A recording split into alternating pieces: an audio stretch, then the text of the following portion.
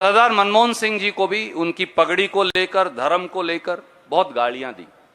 हमने वो सब सही, उल्टी गाली नहीं दी किसी को। गुप्ता जी 2014 में 13 में कांग्रेस पार्टी ने मुझे फिर कहा कि अब फिर तेरी जरूरत है। आज 2024 आ गया, 2024 तक आपका भाई तना खड़ा है, कभी हिला हो तो बताओ। 10 साल फिर बीत गए। मैंने आपको 2 बातें कही थी, थोड़ पड़ा पत्थर भारी, लोग बदल लिए, देश बदल लिया, आपा वहीं खड़े अपनी सेवा के लिए, अपने विचार के लिए, अपने काम के लिए। और जब पार्टी ने मौका दिया 2005 से 2014 तक, और आपने भी बहुत आशीर्वाद दिया, मैं आज कपिस्थल की इस तपोभूमि पर इसको माथे से लगाकर कह सकता हूं कि रणदीप अपनी खाल की जूती बनाकर भी आपका कर्ज नहीं उतार सकता। आगे बढ़ो, आगे बढ़ो। इसलिए कि मेरा बाबूजी यहां से एमएलए थे, मेरा तो हल्का रिजर्व हो गया था। अगर आप मुझे छाती से जैसे बाबूजी लगाते हैं ऐसे ही आपने लगाया। अगर आप मुझे प्यार ना देते, ठीक है, शायद हल्का तो कोई और भी मिल जाता, पर ऐसा प्यार नहीं मिलना था, ऐसे भाई नहीं मिल सकते थे। एमएलए तो पता नहीं आप कहां से बन जाओ जाके, पर ऐसे भाई नहीं मिल सकते, ऐसा परिवार नहीं मिल सकता। इसलिए मैं कहता हूं कि मैं आपका ऋणी हूं। और 10 साल में, और आपने, कोई कहते हैं रणदीप ने किया, वो गलत कहते हैं, रणदीप ने नहीं किया। मैं हर मोहल्ले के अंदर जाता, हर गांव में जाता, हाथ जोड़ के आपसे पूछता, मुझे बताओ मैं क्या सकता हूं। इन्होंने बताया कि तुम ये कर सकते हो, मैं आपके लिए क्या कर सकता हूं। आप मुझे बताते थे पंडित जी कि मैं ये कर सकता हूं। मुझे क्या पता तीर्थ कहां कहां है, मुझे क्या पता बिरकियार के तालाब में सीवर, लैट्रिन, पेशाब आता है। मुझे क्या पता भाई उदय सिंह का किला है तो होता ही नहीं था, टूट के गिर गया था, ये कहां है। मैं एक एक मीटिंग करता, आप मुझे गाइड करते, आप मेरा हाथ पकड़कर बताते। तब मैं बहुत यंग था, 33-34 साल का था।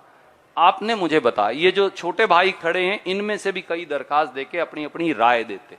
भाई साहब यहाँ कॉलेज नहीं है, भाई साहब यहाँ पॉलिटेक्निक नहीं है, भाई साहब स्टेडियम नहीं है, भाई साहब इंडोर स्टेडियम नहीं है, भाई साहब यहाँ कोई ड्राइवर ट्रेनिंग स्कूल होना चाहिए जो बच्चे पढ़ते नहीं है, क्योंकि सारे बच्चे तो पीएचडी नहीं होते।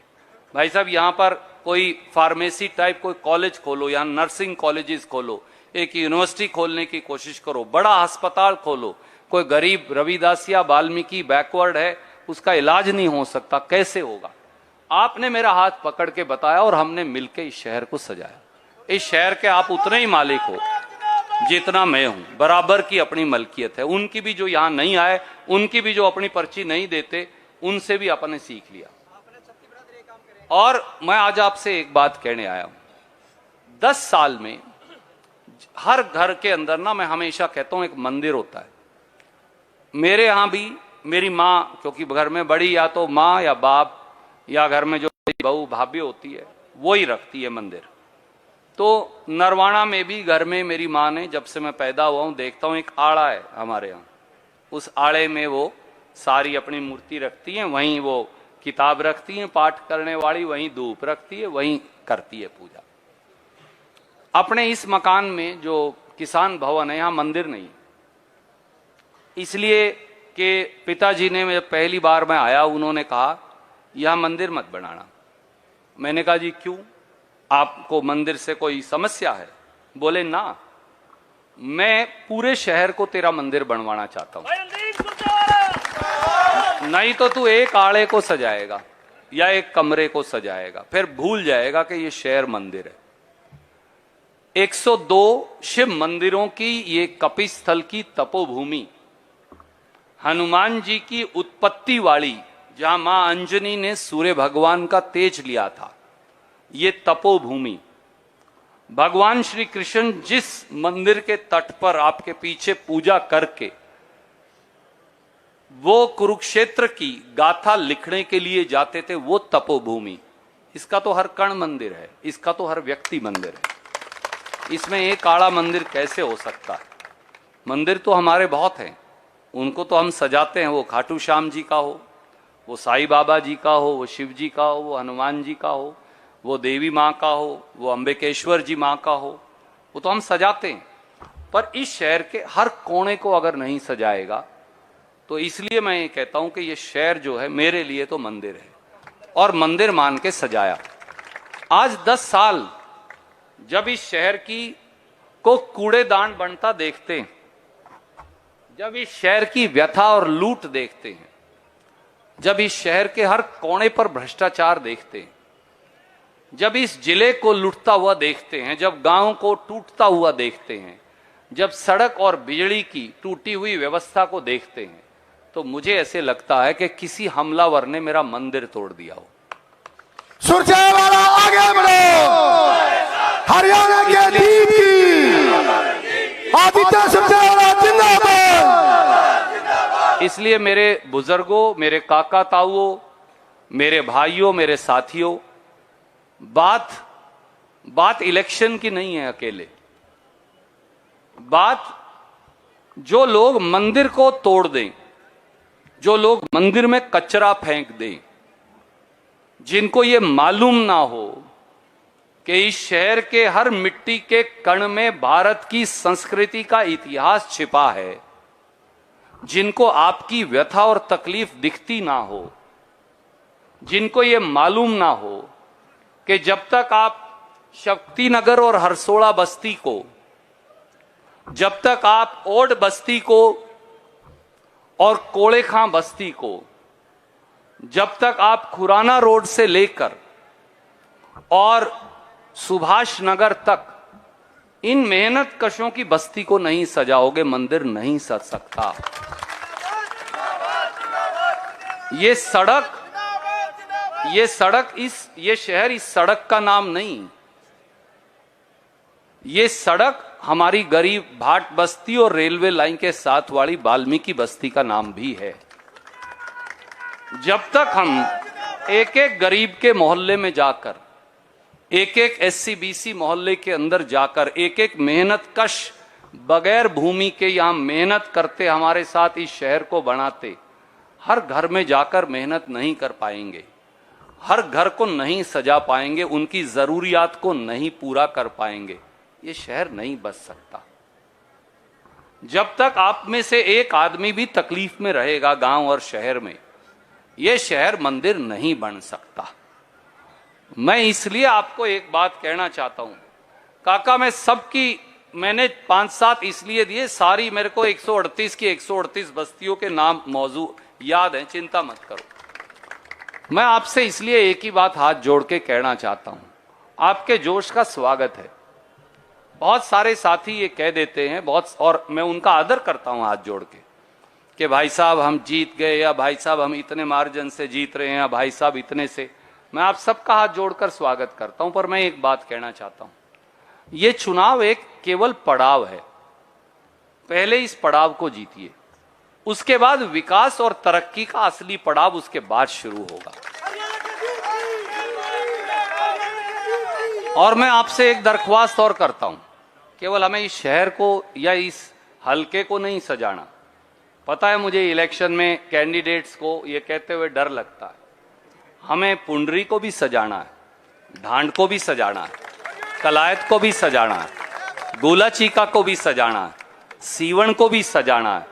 पहले हमारे पूरे जिले को सजाना है, और फिर मेरे भाइयों, बुजुर्गों, दोस्तों, पूरे हरियाणा को पंडित जी सजाना। हरियाणा के दीप की, हरियाणा के दीप की। मैं मेरा घर सजा लूं और बाहर कूड़ा पड़ा रहे, या पड़ोसी के घर में दिया ना जले, तो मेरे अकेले का घर सजा के करूंगा भी क्या सरपंच साहब? तो इसलिए आदमी को पहले अपना घर सजाना पड़ेगा, तभी तो दूसरे का सजा सकता है। पहले अपना सजाएंगे और फिर पड़ोसियों का भी सजाएंगे, और फिर उनसे अगले पड़ोसियों का सजाएंगे, फिर अगले का, और मेवात तक सजाएंगे, और कालका तक सजाएंगे, और डब्बावाड़ी तक सजाएंगे। क्योंकि अगर मेवात में पीने का पानी नहीं है, आप बाल्टी के बाल्टी पानी खराब कर रहे हैं, आप लेक में पानी डाले बैठे हैं, तो माफ करना, आप पाप के भागीदार हैं तपोभूमि के मुताबिक।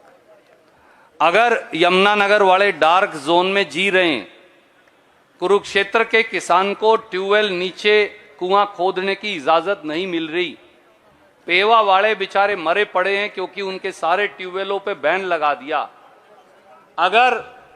अगर कालका वालों को पुल की भी जरूरत हम पूरी नहीं कर पा रहे, पहाड़ पे बसे हुए हमारे गुजर भाई 37 पुल बनाए थे मैंने वहां, सारे गुजरों के गांव जोड़कर आया मैं। भाई साहब को पता है इनके मामा जी की कॉन्स्टिट्यूएंसी है, एक एक पुल मैं जोड़कर आया। मैं तो वहां से चुनाव नहीं लड़ता था क्योंकि ऊपर जो है पहाड़ पर रहते हैं हमारे गुजर भाई ज्यादा रहते। 37 पुल बनाए ताकि एक एक गांव के लोग बच्चे पढ़ने के लिए आ सके। अगर डब्बावाड़ी में हम ये कह दें भाई ये तो ओम प्रकाश चौटाला जी का परिवार बनता, हम सेवा नहीं करेंगे ना, हमारी जिम्मेवारी डब्बावाड़ी और फतियाबाद में सेवा करने की भी है। महेंद्रगढ़ और नारनौल में हमारे यादव भाई रहते हैं, उनको सजाए बगैर क्या आप अपना इलाका अकेला बना सकते हैं? जवाब नहीं में। हमें वो इलाका भी सजाना है। पहले अपना घर सजाएंगे, पहले अपने बच्चों के लिए 2 रोटी का इंतजाम करेंगे और फिर पड़ोसी भाइयों को भी सजाते हुए जाएंगे। यही हमारा लक्ष्य है। मैं इसलिए मेरी बात खत्म करते हुए आपको एक बात कहना चाहता हूं।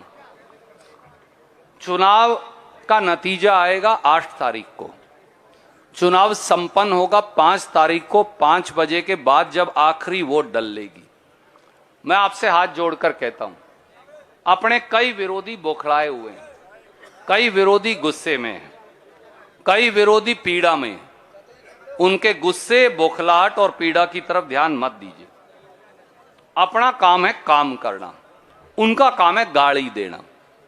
आप मुझे बताओ, कोई सड़क पे खड़े हो क्या हाथी को गाड़ी देने लगे? हाथी मुड़ के देखे कभी? हैं? देंदे रहो इतना। आगे बढ़ो, आदित्य सुरजेवाला आगे बढ़ो, रणदीप सिंह सुरजेवाला आगे बढ़ो। अगर हाथी इधर उधर मुड़ के देखने लगेगा तो सामने वाला कोई तड़ई ना आ जाए, एक्सीडेंट हो जाएगा। इसलिए आप हाथी हो, मेरी एक बात मान लीजिए। क्यों? आपका काम है काम करना। मैं ये नहीं कह रहा हम बड़े हैं, आप छोटे तो चींटी से भी छोटे हैं। क्यों? अहंकार जो है जिस दिन शुरू हो जाएगा उस दिन आप चुनाव हार जाओगे, उस दिन आप हरियाणा भी हार जाओगे। अहंकार के लिए राजनीति में जगह नहीं है। पर मैंने आपको उदाहरण दिया जो बुजुर्ग कहते, कोई गाड़ दे रहे हो जरूरी नहीं हर बात का जवाब देना है। मुझे तो कंस्ट्रक्शन करनी है, निर्माण करना है, शहर बनाना है, गांव बनाना है, इलाका बनाना है, जिला बनाना है, हरियाणा बनाना है। जब जो बनाएगा, जो काम करेगा, उससे कोई गलती भी हो सकती है, कोई काट भी करेगा, कोई और बात भी कहेगा। अपने जो विरोधी हैं उनको भी ये मालूम है कि वो चुनाव हार चुके। वो ऐसा नहीं है उन्हें मालूम नहीं, उन्हें बेड़ा पट लिया है।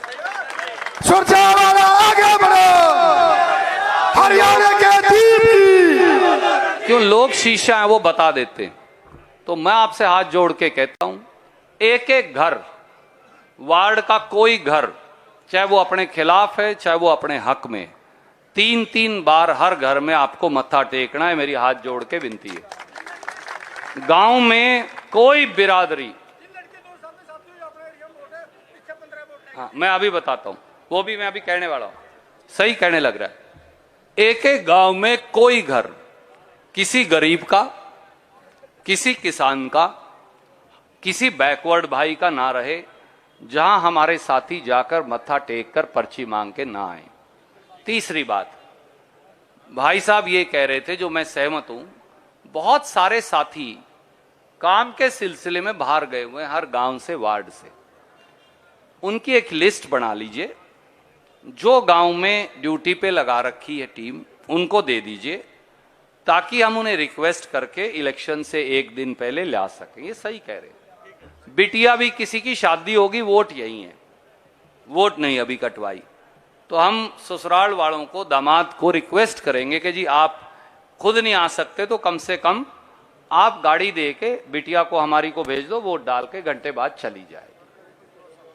हर गली में युवा जो साथी हैं, ये उनकी ड्यूटी है। लिस्ट बनाइए, सुदीप भाई को दफ्तर में हमारे साथी बैठे हैं, वहाँ शायद प्रयागराज भी जी बैठे हैं, वहाँ सरपंच साहब बैठे हैं, पूनिया साहब, वहाँ मान साहब बैठे हैं, वहाँ सुरेंद्र रांझा जी बैठे हैं, और भी कई साथी बैठे हैं, दर्जनों साथी वहाँ बैठे हैं।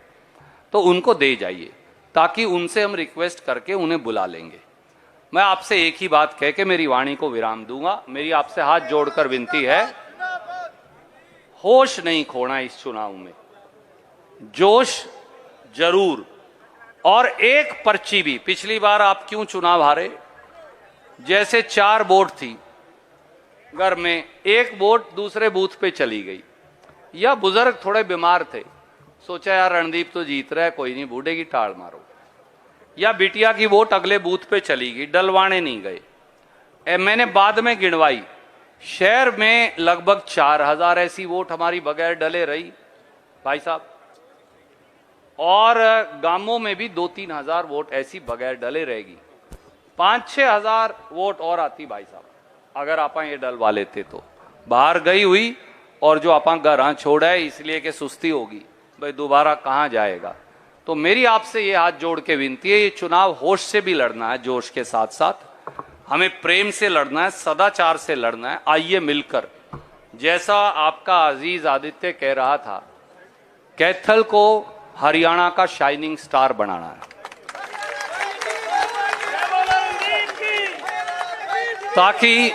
ताकि हमारे गांव और हमारे शहर एक ऐसा उदाहरण बन जाएं, जिस उदाहरण की जिसकी रोशनी में चमकते हुए पूरा इलाका दिखे। एक बात आपसे और कहना चाहूंगा, मैंने आज ये रैली इसलिए कर ली नामांकन वाली, नामांकन पत्र अभी टिकट की घोषणा हो जाएगी आज दोपहर बाद, उसके बाद भरेंगे। पर क्या था, दोपहर बाद आने जाने की आपको दिक्कत होती, और कल आखिरी दिन हो जाता, तो आखिरी दिन मैं नहीं भरना चाहता था। मैं आपसे ये कहना चाहता हूं, पहले अपनी रवायत है कि आप जलूस निकालेंगे, पर मुझे चाचा जी ने, सुदीप भाई ने, दोनों ने कहा कि इतनी गर्मी है, 3-3 बार पसों में आप बीज लिए हो, तो इसलिए जब टिकट की घोषणा हो जाएगी दोपहर बाद, नामांकन उसके बाद भरेंगे। परंतु नामांकन की रैली अपन ने कर ली, अब जलूस की शक्ल में और आगे नहीं जाएंगे, ये फैसला है बड़ों का। तो मैं ये फैसला स्वीकार करके आपका धन्यवाद करता हूं, और एक आखिरी बात कहूंगा, आपका ये पसीना बेकार नहीं जाएगा, जहां आपका पसीना गिरेगा, जहां आपका पसीना गिरेगा साथियों, वहां तरक्की की एक ईंट लगा दूंगा उसके नीचे। बहुत शुक्रिया, जय हिंद, राम राम। बहुत बहुत धन्यवाद साथियों, आराम से जाना, सबका बहुत बहुत धन्यवाद।